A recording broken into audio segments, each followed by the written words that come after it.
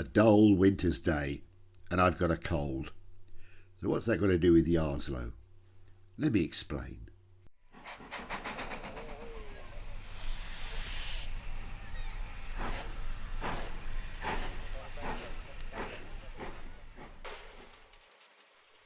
Now, I've received some nice comments from various people saying that my rolling stock and my trains look very ordinary, and I take that as a compliment because I subscribe to the theory put forward by the late Frank Dyer, who built Borchester Market, Borchester Town, who said that 99% of what you see at the railway is ordinary. Ordinary vans, ordinary trains, ordinary engines doing ordinary things.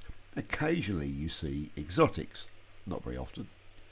And what Frank Dyer was basically trying to say was that because photographers tend to focus on the exotic, they perhaps get more press than the ordinary.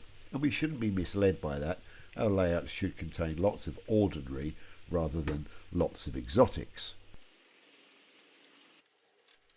But in amongst the ordinary at Yarslow there are some exotics, so I thought I'd give you a quick look at some of those dotted around the layout.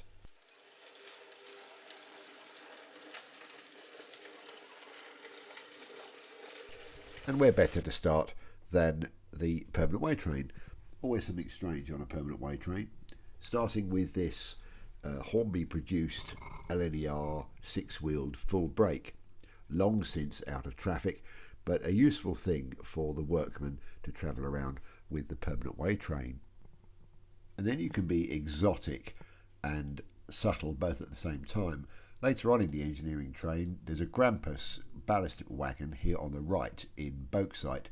On the left, the 3-plank is in Gulf Red, an engineering livery that wasn't used for very long, but never seems to be used on models. So I've got this little 3-plank in my train.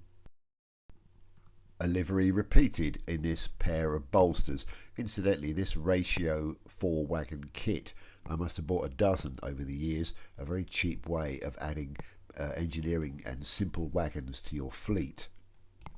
And finally, this pair of beauties. These are actually Midland ballast brakes. The one on the left is a D&S brass kit made up many years ago when I modelled the Midland in 1920s. The one on the right is actually a Scratchbuilt.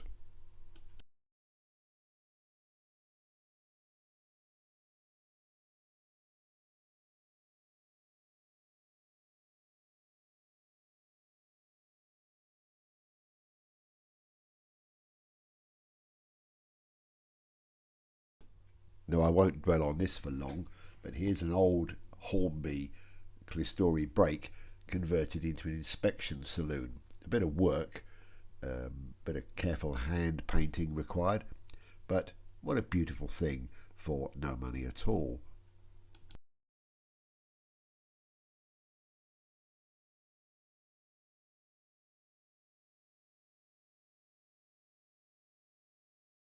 Now, I've talked before about getting your hands on things like working timetables and carriage diagrams, and these are useful things. A very close look will see that wagons, and particularly parcels vans, travelled from quite a distance to be in various stations, and that's my excuse for having a southern van appear in the northeast. And if you feel it's all getting a little bit too exotic, then just splatter a bit more ordinary and water it all down. If your exotics are subtle and well researched, you can get away with things. How about this Gresley full brake parked at Yarslow?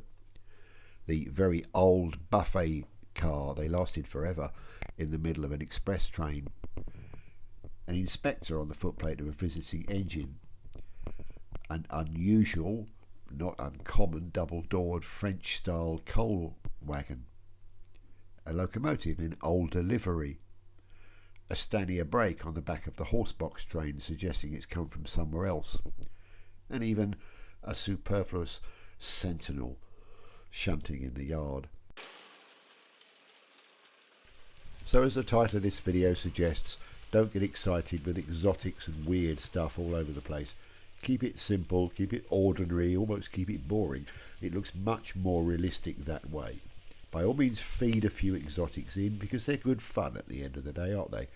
But just keep it everyday, work-a-day sort of stuff, and hopefully you'll end up with an everyday, work-a-day sort of layout that looks like the real thing. I hope that makes sense. I'll see you soon.